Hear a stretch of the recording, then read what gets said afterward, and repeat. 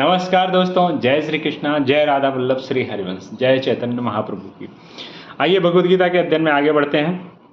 हमने अध्याय 2 पे चर्चा कर रहे थे। अध्याय 2 के 61 श्लोक तक हमने चर्चा कर लिया था।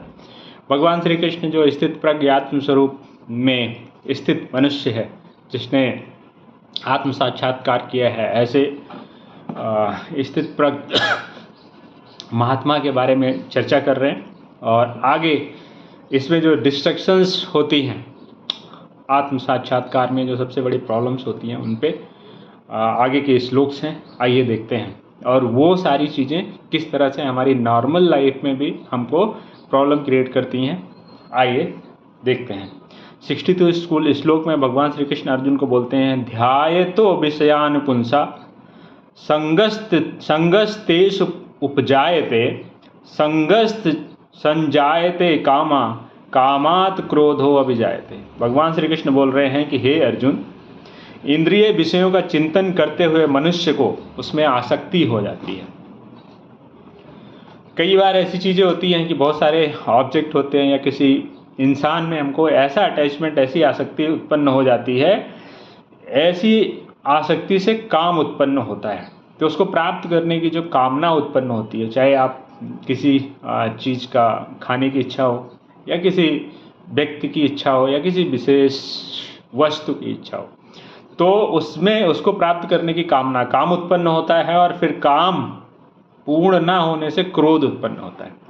मान लीजिए आपको कोई चीज़ मार्केट में ऐसी पसंद आई जो बहुत महंगी है और आप उसको खरीद नहीं पा रहे हैं, या आप अपने पेरेंट्स को बोल रहे हैं इतना पैसा वो नहीं दे रहे हैं, तो फिर आपको क्या होगा? गुस्सा आएगा, क्रोध आएगा। अब क्रोध से क्या होता है? आगे बढ़ते हैं। क्रोधात् भवति सम्मोहा सम्मोहात् स्मृति भ्रमांश बुद्धिनाशो बुद्धिनाशात् प्रणश्यति। भगवान श्री कृष्ण क्या बोल रहे हैं अर्जुन को? हे अर्जुन, जब ऐसी कामना पूरी नहीं होती है तो इंसान को क्रोध उत्पन्न होता है, और जब क्रोध से होता है क्या? मोह और लगाव बढ़ जाता है। मोह उत्पन्न होता है, और मोह से स्मरण शक्ति का नाश होता है, और स्मरण शक्ति भ्रमित हो जाती है, और स्मरण शक्ति भ्रमित होने से बुद्धि नाश होता है। और बुद्धि के नष्ट होने पर मनुष्य जो है क्या कर लेता है? भवकूप में पुनः गिर जाता है। यहाँ भवकूप में गिरने का आशय है कि मनुष्य जो है ब्लंडर अपनी लाइफ में कर लेता है जब उसकी बुद्धि का नाश हो जाता है। तो एक कहावत भी है, विनाश काले विपरीत बुद्धि। तो जो विपरीत बुद्धि की वजह से आपका विनाश शुरू होता है। तो बुद्धि अगर आपकी शुद्ध हो गई तो आप अगर किसी भी स्टेज में हैं, वहाँ से फिर आप रिकवर होना शुरू कर जाते हैं और आप अपनी लाइफ में आगे बढ़ना शुरू कर जाते हैं। तो पहला कि जब किसी चीज़ से आपको अटैचमेंट होता है तो उसको पाने की इच्छा होती है, वो नहीं मिलता है तो आपको क्रोध आता है। क्रोध से क्या होता है? और मोह उत्पन्न होता है, और मोह से स्मृति जो है आपकी भ्रमित हो जाती है, और जब स्मृति भ्रमित होती है तो बुद्धि नाश होती है, और बुद्धि नाश होने से इंसान जो है गलत काम कर लेता है। तो आजकल हम सोसाइटी में देख रहे हैं, मर्डर्स हो रहे हैं, सुसाइड अटैम्प्ट कर रहे हैं लोग। तो ये इसी वजह से, क्योंकि उनकी बुद्धि का नाश हो गया है, क्योंकि उनका अटैचमेंट किसी से बहुत ज़्यादा हो गया, वो उसको मिला नहीं, वो नहीं मिला तो उसको क्रोध आया, क्रोध से मोह उत्पन्न हुआ, मोह से बुद्धि, मोह से स्मृति भ्रमित हुई, स्मृति भ्रमित होने से बुद्धि का नाश हुआ, बुद्धि का नाश होने से उसने अपने साथ या दूसरों के साथ जो है ऐसा कृत्य कर दिया जिससे वो भवकूप में गिर गया, मतलब वो हीनियस क्राइम कर बैठा।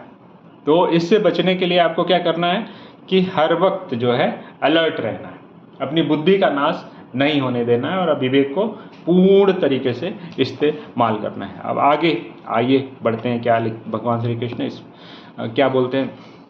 राग द्वेष विमुक्तस्तु विषया इंद्रियाश्चरन् आत्मवैश्चर विधे आत्मा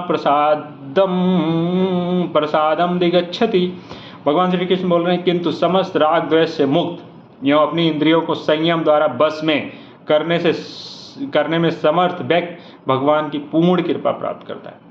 लेकिन अगर कोई ऐसा व्यक्ति हो जो राग जो है किसी सुख की प्राप्ति की इच्छा होती है तो मिलता है, द्वेष किसी दुख का अनुभव होता है तो होता है। जो इससे मुक्त है और अपनी इंद्रियों को बस में करता है, अपने सेंसेस को कंट्रोल में करता है,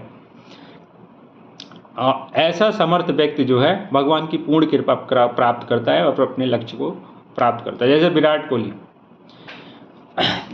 उसका ट्रेनिंग शेड्यूल आप लोग देख लीजिए, और सेक्रीफाइस, सेंस ग्रेटिफिकेशन वो करता नहीं है, वेजिटेबल्स को बॉयल करके खाता है, प्योर वेजिटेरियन है, टंग टेस्ट के लिए कुछ नहीं करता है, इसलिए भगवान की उसके ऊपर कृपा है और वो बहुत अच्छा ग्रेटेस्ट बैट्समैन है, तो बहुत सक्सेसफुल है अपनी लाइफ में।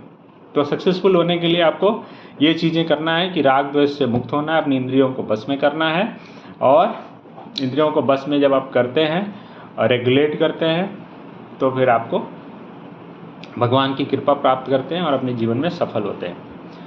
तो आज इस वीडियो में इतना ही। आगे के वीडियो में हम आगे के श्लोक पे चर्चा करेंगे। धन्यवाद।